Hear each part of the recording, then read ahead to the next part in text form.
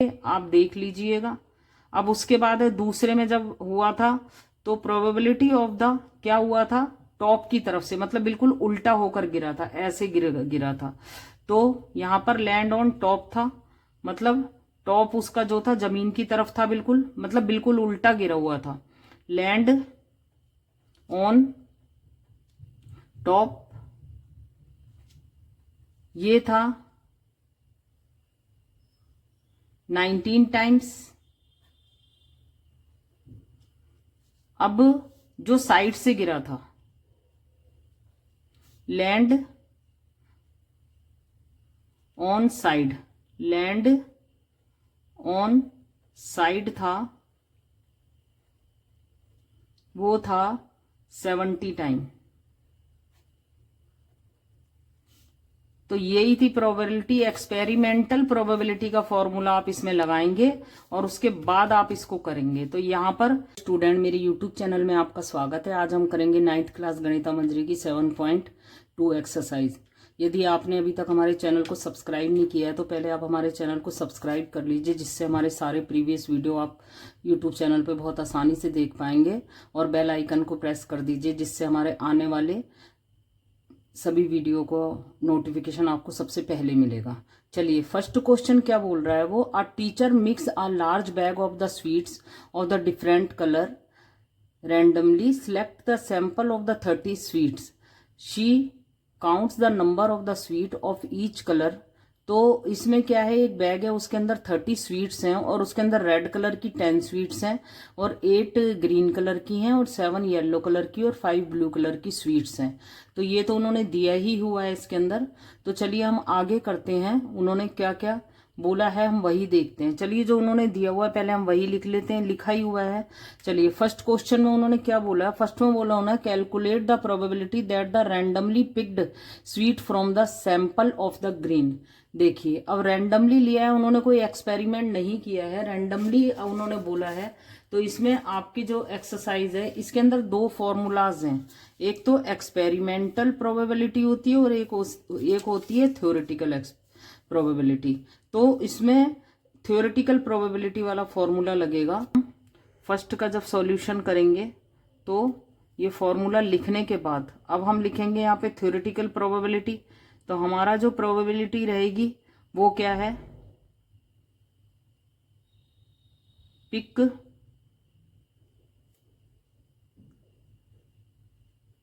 The green sweet. Green sweet के लिए है ये प्रोबेबिलिटी, इक्वल टू ये प्रोबेबिलिटी नंबर ऑफ फेवरेबल कितनी है। अब हमारी जो ग्रीन स्वीट है वो कितनी दी हुई है, वो 8 दी हुई है। तो नंबर ऑफ ग्रीन स्वीट्स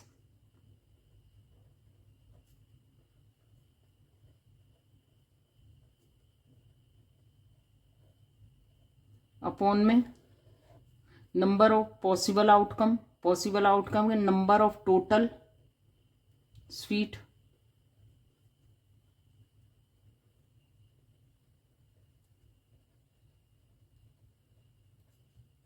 तो इसकी प्रोबेबिलिटी क्या आ जाएगी, ग्रीन स्वीट है 8, 8 लिख देंगे हम, और अपॉन में नंबर ऑफ टोटल स्वीट्स है हमारे पास 30।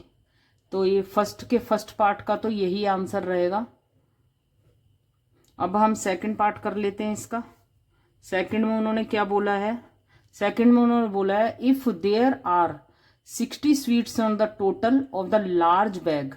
अगर अब की बार बैग थोड़ा बड़ा हो जाता है, अभी पहले तो 30 थे एक स्वीट्स के एक बैग के अंदर स्वीट्स जो थी टोटल मिला के, अब ये बहुत बड़ा बैग का इमेजिनेशन करके चल रहे हैं कि अगर ये बैग 600 स्वीट्स का हो जाता है, estimate how many likely to be yellow, मतलब कि कितना इसके अंदर येलो स्वीट निकलेगी based on the sample result. तो चलिए, अब ये भी हम थ्योरेटिकल प्रोबेबिलिटी के ऊपर ही करेंगे। तो हम ये फॉर्मूला लिखने के बाद लिखेंगे वही, पहले हम 30 बैग में से 30 बैग के अंदर येलो स्वीट कितनी है पहले हम उसकी प्रोबेबिलिटी निकालेंगे। तो pick the yellow sweets, number of yellow sweet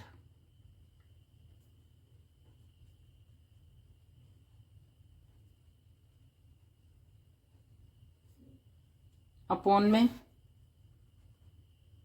number of total, यू है ये, नंबर ऑफ टोटल स्वीट्स।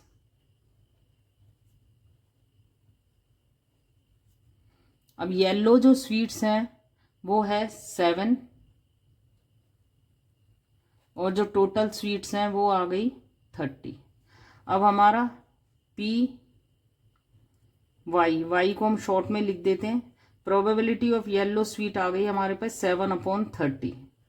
अब उसके बाद उसने बोला है कि एस्टिमेट द लाइकली, अगर कि 600 स्वीट्स हो जाती हैं तो, अगर 600 स्वीट्स होती हैं तो क्या हो जाएगा इसके अंदर।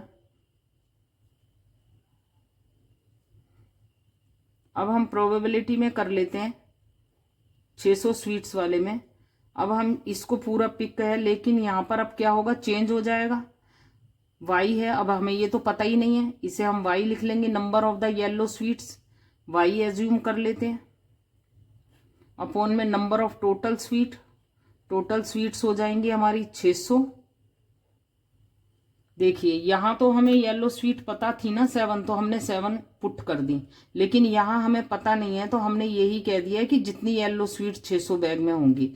अब आप ध्यान से देखिए, P probability of the yellow sweet 7/30 था और probability of the yellow sweet y/600 है। तो अगर हम इन दोनों को आमने सामने रख दें तो क्या होगा, देखिए यहां कर लेते हैं हम, y/600 = 7/30, क्योंकि हम थ्योरेटिकल बेस पर ही करके चल रहे हैं। थ्योरेटिकल प्रोबेबिलिटी क्या कहती है कि अगर ये प्रोबेबिलिटी ये है तो हर कंडीशन में प्रोबेबिलिटी यही रहेगी, मतलब रेशियो यही रहेगा।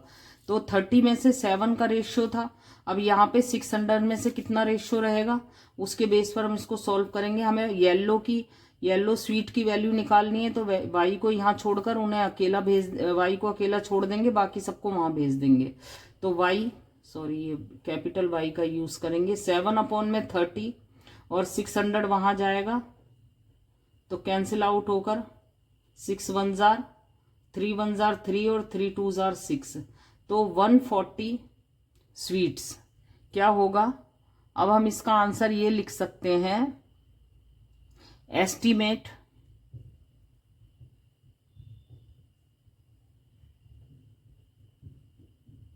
ये एस्टीमेट हो सकती है, ये मतलब हमने अंदाजन इसको थोड़ा इसके नजदीक हो सकती है। Estimate 140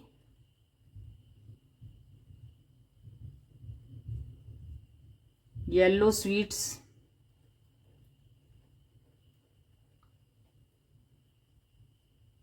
when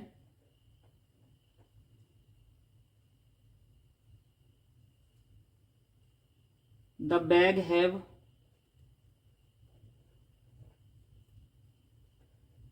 600 sweets. अगर बैग में 600 स्वीट्स होंगी तो येलो स्वीट 140 के एस्टिमेट हो सकती है, नजदीक हो सकती है। तो यहां पर हमारा इसका फर्स्ट क्वेश्चन खत्म हो गया। अब हम करेंगे इसका second question.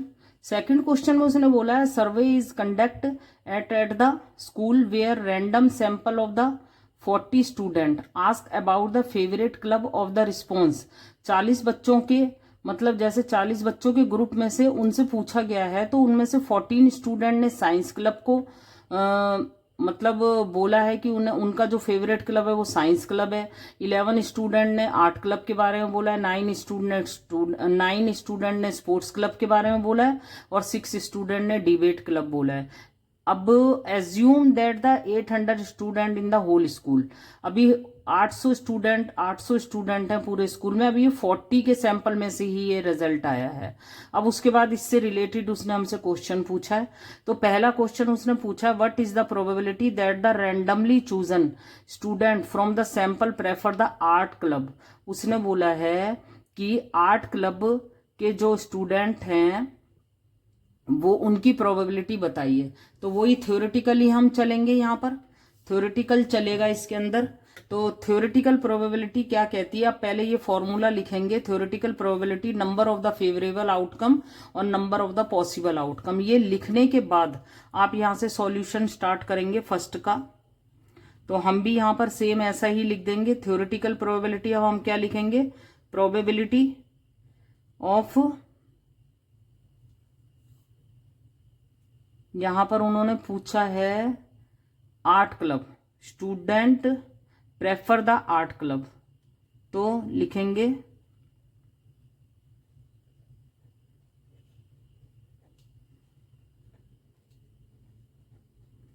Art club.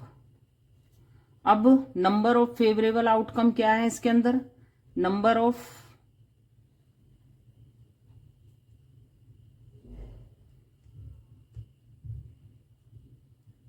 Student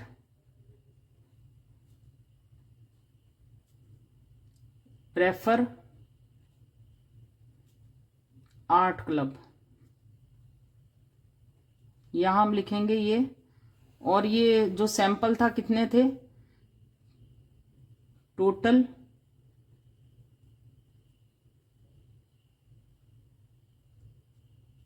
number of student.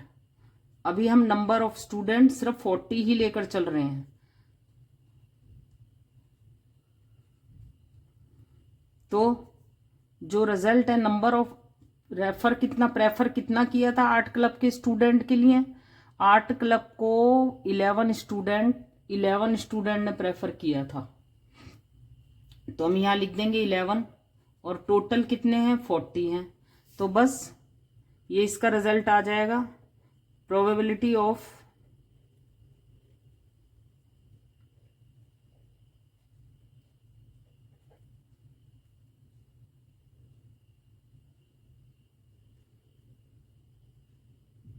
chosen student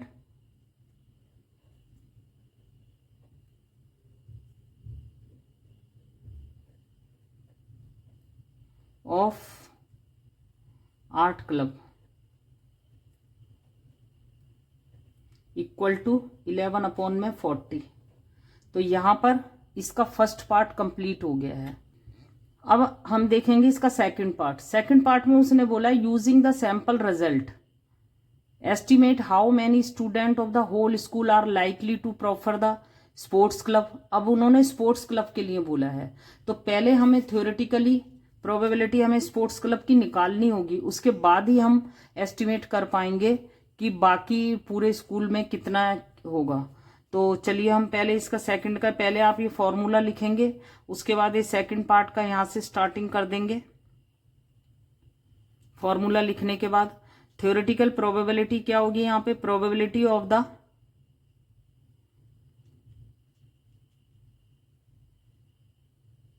student prefer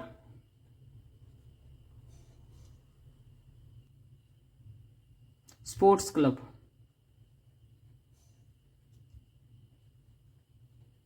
equal to favourable outcome कौन से हैं इसके अंदर, number of students prefer sports club upon में नंबर ऑफ टोटल स्टूडेंट।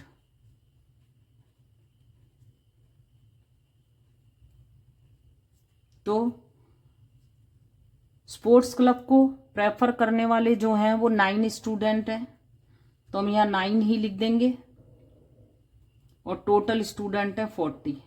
अब ये जो स्पोर्ट्स का आ गया हम इसे शॉर्ट में लिख सकते हैं PS, S मीन्स है स्पोर्ट्स। जो इसको प्रेफर करने वाले थे स्टूडेंट स्पोर्ट्स को, तो वो 9/40 प्रोबेबिलिटी थी।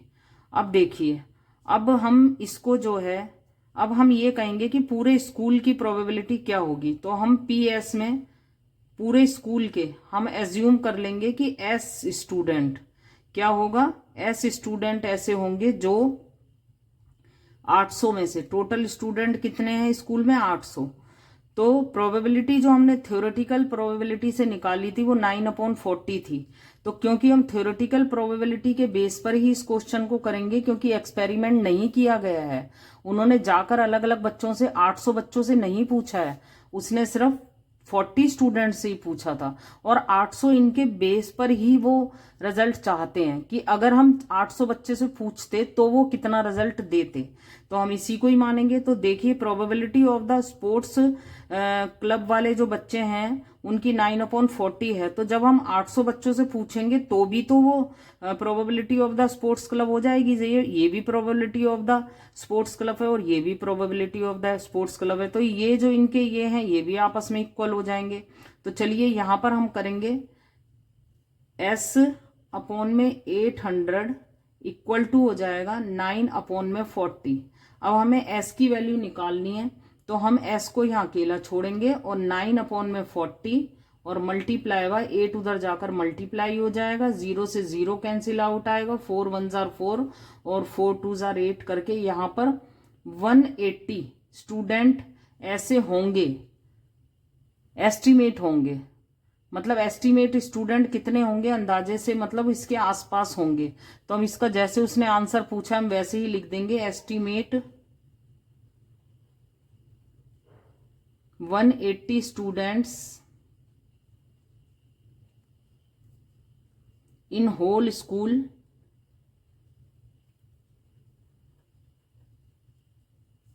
आर लाइकली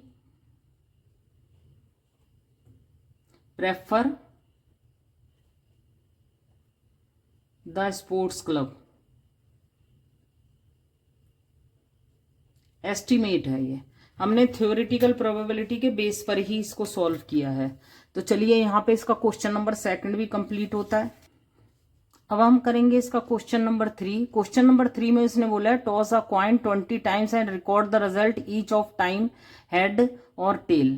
तो इन्होंने बोला है कि आप खुद टॉस करके देखिए और 20 टाइम्स उसको टॉस कीजिए और उसके बाद आप बताइए कि आपका क्या रिजल्ट आया। तो हमने ये एक्सपेरिमेंट करके देखा, तो हमारे जो रिजल्ट आया हम वही लिखेंगे, आपका जो रिजल्ट आया वह लिख दीजिएगा। चलिए, तो फर्स्ट में जो हमारा रिजल्ट आया था वो हमारा रिजल्ट था, फर्स्ट में रिजल्ट आया था हमारा we get head in 9 times, 9 times आया था। हमने पहले का आंसर उन्हें दे दिया। उसके बाद उन्होंने दूसरा क्वेश्चन पूछा है, दूसरे में how many times you get the tails. तो हम सेकंड का आंसर यही लिख देते हैं। सेकंड के आंसर में we get tales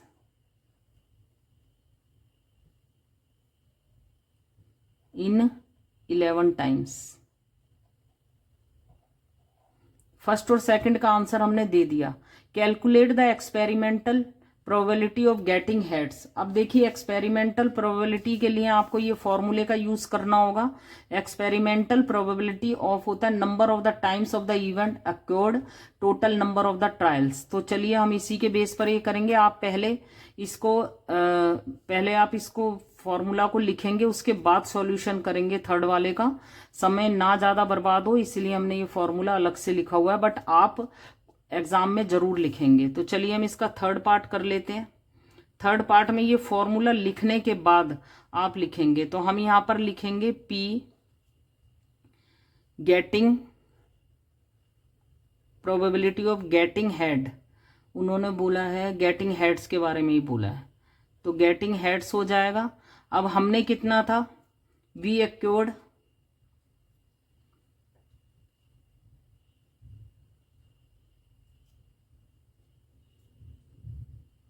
number of head कितने आए थे हमारे, 9 आए थे, हम 9 लिख देंगे। और टोटल नंबर ऑफ ट्रायल्स कितने थे, 20 थे। तो यहां पर इसकी जो प्रोबेबिलिटी आ गई है वो कितनी आ गई है, थर्ड की 9/20 आ गई है। अब इसके बाद उन्होंने जो बोला है, if you toss the coin 1 mores what is the probability to getting tail. उसने बोला है कि अगर आप एक बार और फिर से उछालें इसको तो प्रोबेबिलिटी ऑफ द टेल क्या आएगी, आपको वो उसका रिप्लाई करना है। तो फोर्थ पार्ट का जो आंसर रहेगा वो ये है, कि ऐसी कंडीशन के अंदर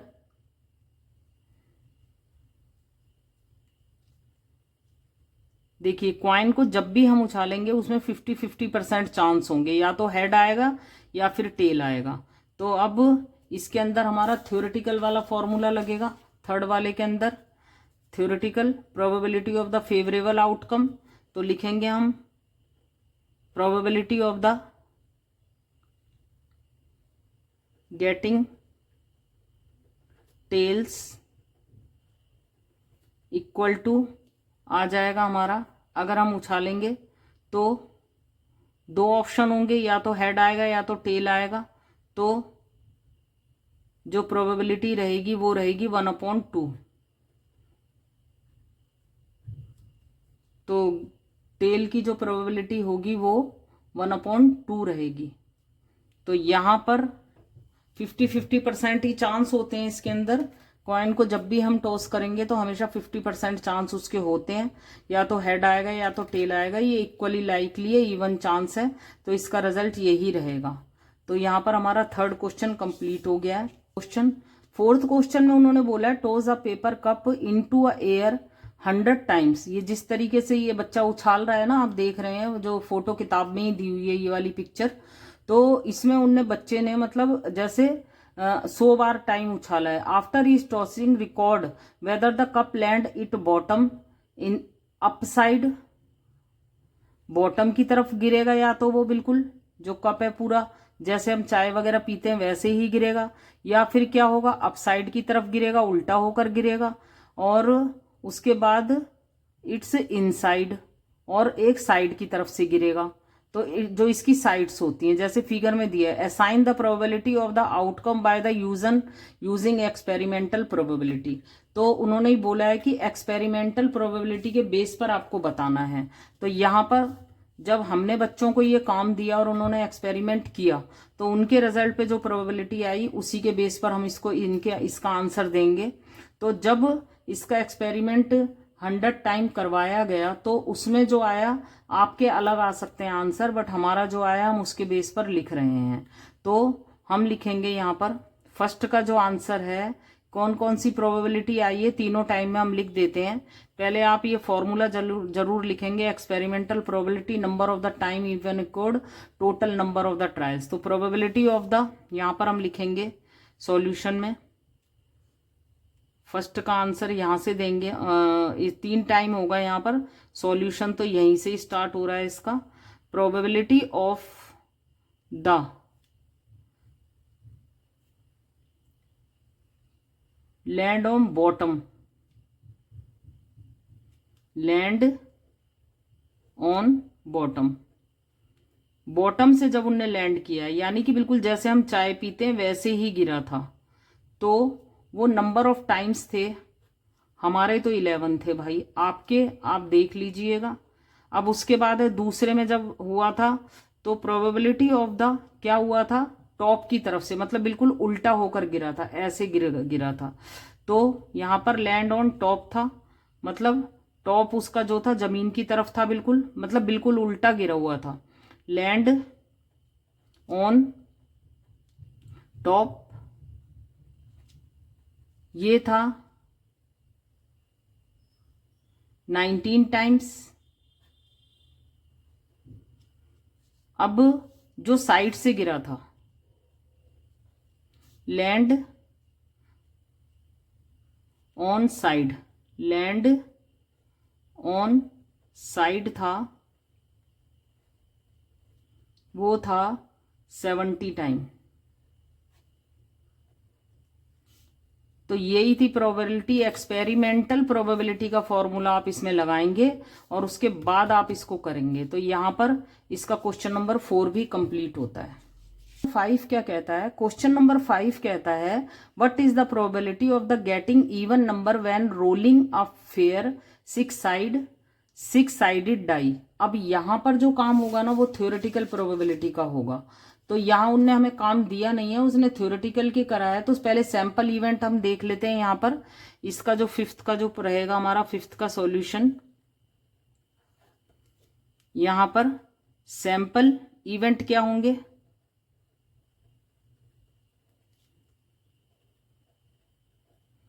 सैंपल ऑफ इवेंट आ जाएगा हमारा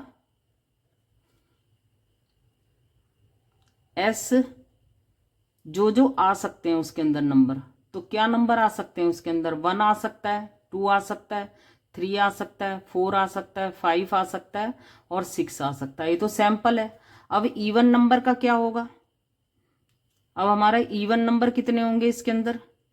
इवन नंबर्स होंगे हमारे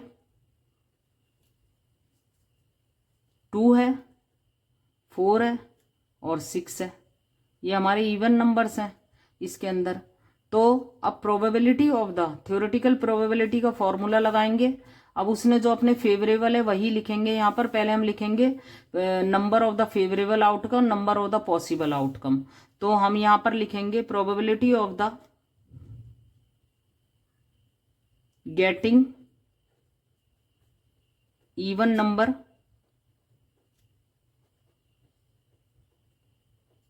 इक्वल टू हो जाएगा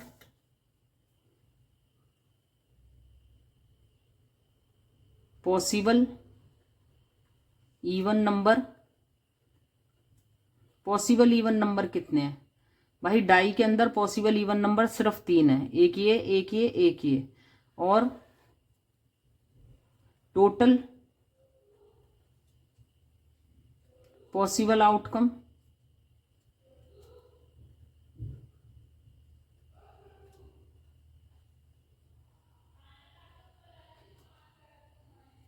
अब पॉसिबल इवन नंबर है हमारे 3 और टोटल पॉसिबल आउटकम कितने हैं हमारे? टोटल पॉसिबल आउटकम है 6। तो कैंसिल आउट करने के बाद 1 में रिजल्ट आ जाएगा हमारा 1/2। तो P इवन ही लिख दीजिए बस यहाँ पर, P even number equal to 1/2 आ गया। तो यही रहेगा इसके अंदर। यहाँ पर हमने क्वेश्चन नंबर 5 भी कंप्लीट कर लिया है। बोला suppose you roll a 6 side die, 6 side ही होते हैं डाई के, तो 12 टाइम रोल करा गया उसको। अब यहाँ पर एक्सपेरिमेंट किया गया है। एक्सपेरिमेंटल प्रोबेबिलिटी के बेस के ऊपर उन्होंने बोला है कि 12 बार जब डाई को ऐसे करके फेंका गया जमीन, मतलब जो भी टेबल वगैरह पे, तो 3 बार 3 आया है। कितने बार आया है? 3 टाइम्स आया है। तो एक्सपेरिमेंटल प्रोबेबिलिटी क्या रही है इसके अंदर? What is the experimental probability of rolling a 3, मतलब 3 की एक्सपेरिमेंटल प्रोबेबिलिटी क्या है ये आपको लिखना है। तो आपको इसका सॉल्यूशन करते समय किस चीज का ध्यान देना है आपको? यहां पर जब आप इसका सॉल्यूशन करेंगे तो आप यहां पर ये देखेंगे कि नंबर ऑफ इवेंट जो है हमें एक्योर्ड किया, मतलब जो हमें मिला है रिजल्ट वो लिखना है यहाँ पर। अब थ्योरी के बेस पे नहीं करना है कि 3 तो एक ही बार आना है या 2 बार आना है, ऐसा कुछ नहीं है। ये एक्सपेरिमेंटल प्रोबेबिलिटी के ऊपर हुआ है ये। तो पहले का आंसर जो हम लिखेंगे वो हो जाएगा हमारा, पहले आप ये फॉर्मूला लिखेंगे उसके बाद करेंगे यहाँ पर। तो यहां हम लिखेंगे प्रोबेबिलिटी ऑफ द रोलिंग 3 और 3 equal to getting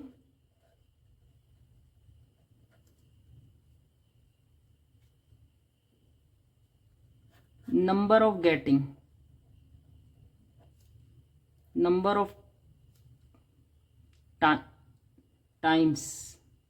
of times getting 3। यहाँ पे फेवरेबल का काम नहीं चल रहा है। यहाँ जो हमारा ये नंबर था वो जितनी बार आया वही लिखना है यहाँ पे। और कितनी बार उसको किया गया था? Total number of experiment, total number of